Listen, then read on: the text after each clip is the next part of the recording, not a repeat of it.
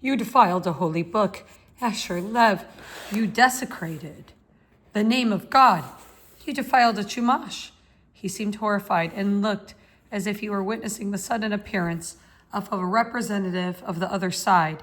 He moved out of his desk and backed away from me. The class had been studying the book of Leviticus.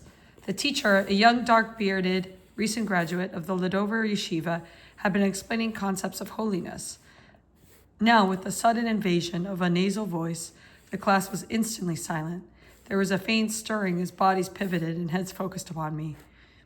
I looked at my hand. I saw the old Waterman fountain pen my father had once given me. On the way out of my room, earlier that morning, I put the pen into one of my pockets. Now I held it in my hands. I had drawn a face with it across an entire printed page of my Chumash. I had drawn the face in thick black ink. It was a bearded face, dark-eyed, dark-haired, vaguely menacing. On the top of the face, I had drawn a head of a dark hair covered by an ordinary dark hat. The teacher was standing at my desk looking down at the drawing. He said quietly in Yiddish, "What did you do, Asher?" I did not know what to say. I could not remember having drawn it. "What will your father say if he saw this?" the teacher asked softly. He did not seem angry. He looked hurt. His voice was patient and gentle. I felt hot and suddenly very tired. I wanted to go home and go into bed. "I am surprised and upset," the teacher said, "that the son of Reb Aryeh Lev should do such a thing. I do not know what to say. Please be so good as not to do it again, Asher. Drawing in a Chumash is a desecration of the name of God." "Especially what he drew," said the boy with the running nose and nasally voice. The teacher turned to him. "Thank you," he said softly.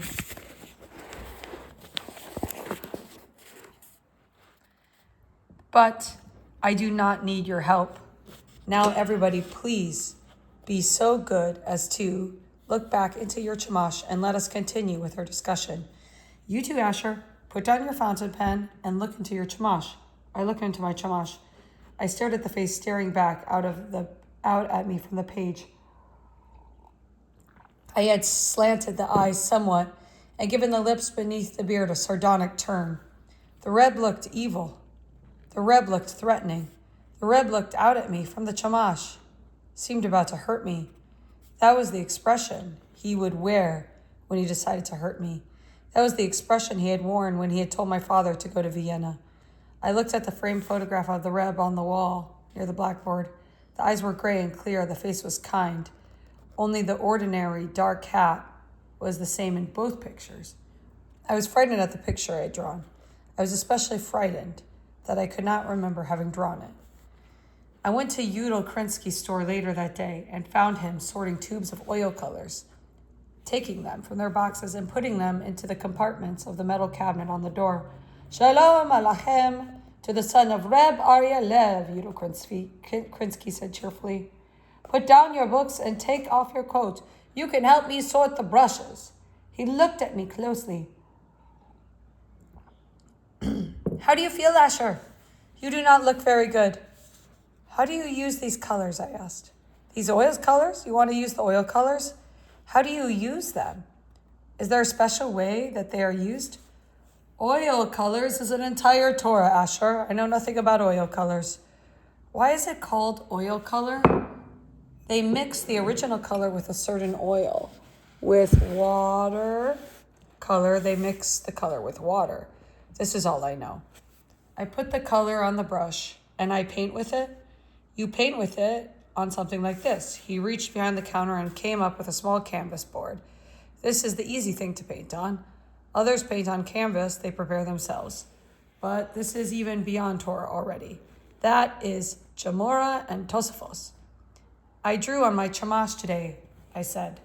"Ah?" "I drew the face of the Rebbe on my Chumash, and I did not even know I drew it until others saw it." He glanced around the store, scratched his beard-like nose, and sighed. "I made the Reb look like a being from the other side." "Asher!" He was horrified. "And I did not even know," I said. "I did not even know I was drawing it." You should talk to your mother and father, Udo Krinsky said. The doctor said I was all right. There was nothing the matter with me, they said. How could I do something like that if there is nothing the matter with me? How much does oil cost? He told me. I do not have enough money. I would need at least